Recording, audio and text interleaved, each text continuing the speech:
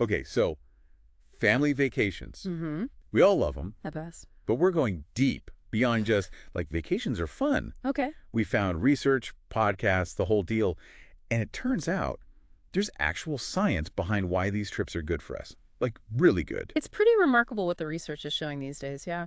Not just a tan and some photos, but, like, real benefits. Oh, it goes way beyond that. We're talking long-term positive effects on your well-being, your relationships, even your health, like measurable, lasting stuff. Okay, see, now that's what I'm talking about. I am here for maximizing those vacation vibes. So get this, one of the things we found blew my mind, even just thinking about a trip, the planning part, can make you happier. It's true. There are actual studies on this. Planning a vacation, getting excited about it, it really does correlate with a boost in happiness levels. So I could justify those travel brochures all over my table. Hey, you're boosting your happiness, and it's not just a quick hit either. This happiness boost, it can last for weeks leading up to your trip. All right, so we're reaping rewards before we even leave the house. I'm sold. But, okay, well, what about the trip itself? One study we saw, this was from the Journal of Family Psychology, said family vacations can actually make your family relationships stronger. Yeah, stronger bonds, better communication, all that. And when you think about it, it makes sense. When you're on vacation, you're out of those everyday routines, those stressors. Right, work stress, school stress. Exactly. And suddenly you have more space for actual, genuine connection. It's like instead of arguing about who's doing the dishes, you're like, which museum should we hit up? There you go. It's like forced teamwork, but in a good way. Right. And for kids, this whole dynamic, it gets even more interesting. The American Psychological Association, they've talked about how travel can actually build resilience in kids. Oh, absolutely. New places, new situations. It's all about adapting, figuring things out on the fly. Like that missed flight becomes a lesson in patience. Confusing map turns into a family adventure. They're like accidental skill building. Exactly. And those skills, they come home with you. Confidence, adaptability, those are pretty great souvenirs. Okay, so stronger bonds, more resilient kids. But what about, like, physical benefits? Besides maybe walking around a museum or two, I didn't think of vacations as a way to get healthy, you know? Well, get ready for this. Research from the Journal of Psychosomatic Research, they found vacations can lower your cortisol levels. Cortisol, The that's... stress hormone. Oh, yeah. I got plenty of that. So vacation equals less stress, basically. Like hitting the reset button. Gives your body a chance to recover, regulate itself. Plus, let's not forget, you're usually more active on vacation, even if it's just walking around a new city. And we found this really interesting study, I think it was on a podcast actually, that said just being out in nature on a hike at the beach, whatever, can lower your blood pressure. It's true. And it all adds up. Less stress, more movement, better physical health. It's pretty cool how it all connects. Okay, so we're connecting better, stressing less, moving more. It all makes sense. Yeah. But here's the big question.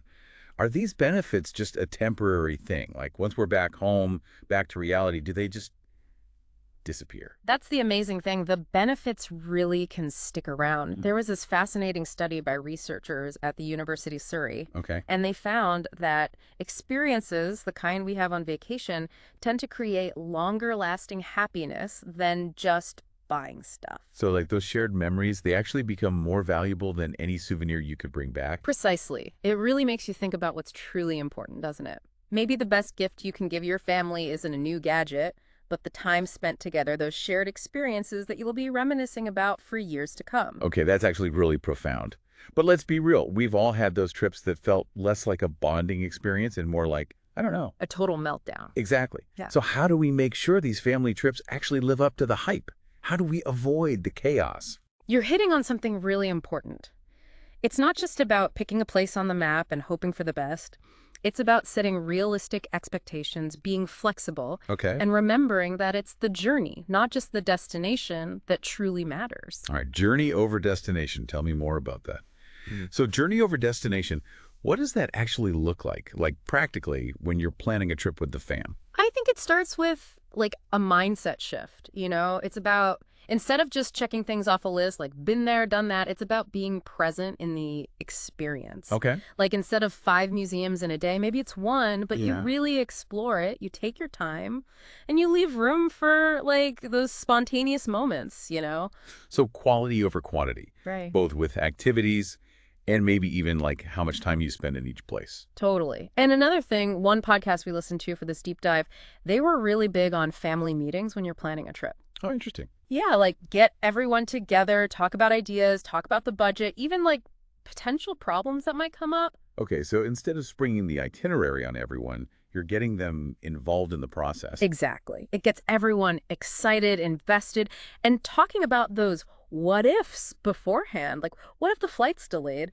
It helps you deal with those things better if they actually happen. It's like you're diffusing the travel meltdowns before they even start. Exactly. And speaking of avoiding meltdowns, don't be afraid to be flexible.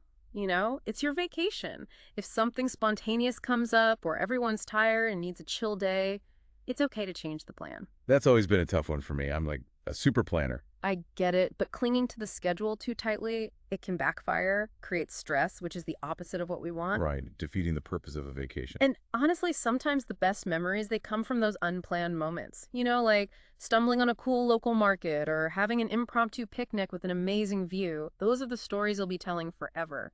Okay, so shared experiences, flexibility, and I guess like managing expectations too. Anything else we could do to make sure these trips live up to all the hype we're giving them? This might sound kind of counterintuitive, but sometimes disconnecting from technology can be huge for actually connecting with each other.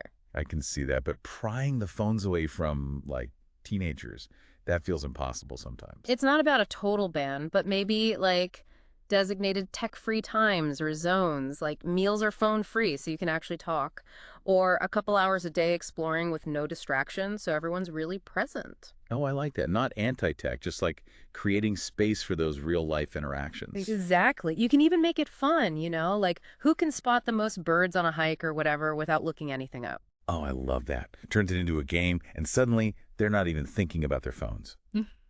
Okay, so we've talked about maximizing the fun, the bonding, all of that. But what about maximizing those long-term benefits, the stuff we talked about earlier? Is there like an ideal amount of vacation time? Do we need to be doing those epic 2-week trips or?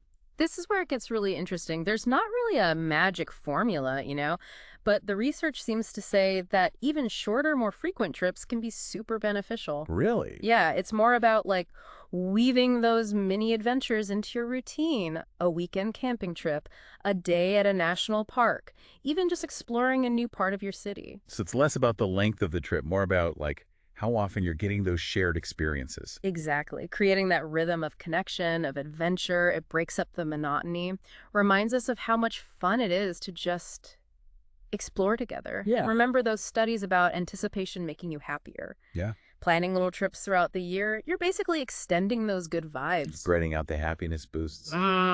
Exactly. And let's be real, shorter trips, they're usually less stressful to plan too, right?